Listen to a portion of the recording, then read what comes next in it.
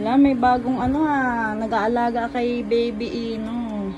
Oh, ang pogi ng anak ni ano. Ano Dash? Ano pangalan nito te? Baby Ino. Ba't Ino? Eh sa ano siya hindi mo napanood yung ano niya, yung pagle-labor ni mama niya. Pinanganak yan dun sa sasakyan ko Dash. Dun sa ano, kaya Ino kasi pangalan ng sasakyan di ba Innova. Kaya namin kinuha yung pangalan na yun. Inano namin sa pangalan ng sasakyan. Oh, tapos palayo niya, Ino. Di ba? Ay, si Baby Ino. Ay, nagtakip. Alam niyang malamig, kinakover niya ilong niya. Nag-cover. Malamig ba o ayaw magpa-video? Ayaw magpakita sa camera, ha? Ang talino, marunong. Nagtatakip ka. Ang cute eh. Ang pogi niya na, ay ano.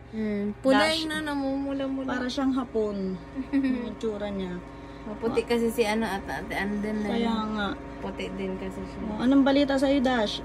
Nung nakaraan napanood ko yung video mo, Okay na kayo, Okay na ni po. Jojo? Okay na yun. Oo, marami kasing nagtatanong, mukha daw problemado ka lagi. Nag-aalala rin sila sa'yo. Sabi kong may problema ka daw, ano mo rin daw, yung bang open mo rin daw sa amin para at least alam namin. At kung sakasakali man na sabi nila kung sakali magkaroon kayo ng problema ni Jojo, yun nga sinabi ko sa kanila, bukas naman yung shelter palagi para sa'yo, di ba? Pero hanggat kayang ayusin nyo, di ba? Kasi mahirap yung laging nag-aaway, malas yun sa buhay. O anong plano nyo? Nagpaplano na rin kayo mag-baby? Pinarga agad ni Dashlyn pagdating dito, nakukuyutan sa kay Baby Ino. Pogi Nakaganon pati na. Kaya nga, habang umaano yung oras, nag-iiba na rin yung mukha niya kahapon, parang parang iba yung mukha niya pagkalabas, parang pero ano to te, yung may mga puti-puti? Wala siya, malinis siya. Malinis Walang balot din, swerte din yan nate, yung may balot. Oo, pag may balot sabi yung swerte rin daw yun sa baby. Tapos, marami nag-comment, swerte daw yung yung sasakyan kasi doon pinanganak yan. Pero hindi ko alam kung paanong naging swerte.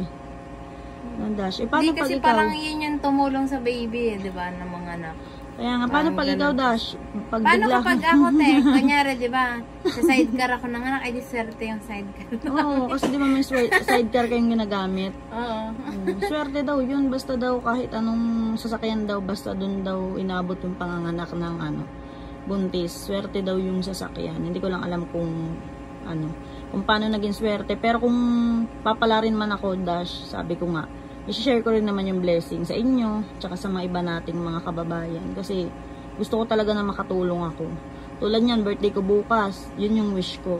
Na sana mas marami pa akong matulungan. Kasi nakakatuwa, di ba, masarap sa pakiramdam na makatulong ka. Kahit hindi mo kaano-ano, mga simpleng bagay, makita mo lang na nakangiti sila, di ba, masaya ka na rin. Kaya kaya ikaw, ate, nakita mo to si sila ate si nirescue ko yan sa Taguig.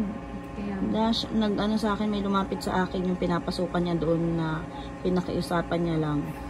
Yun nga, minessage ako na kung sakali daw na pwede kong i-rescue si Ann. Ayun, hindi naman ako nagdalawang isip kasi naawa rin ako kay Ann. At least, di ba, nasa maayos sila na kalagayan, pati yung anak niya. Hindi ko nga akalain na doon sa sasakyan niya naabutin Kaya nga, gusto niya dumilat nadilat na ba nadilat yan. Malakas kaya yan. Dash, parang nabangon agad.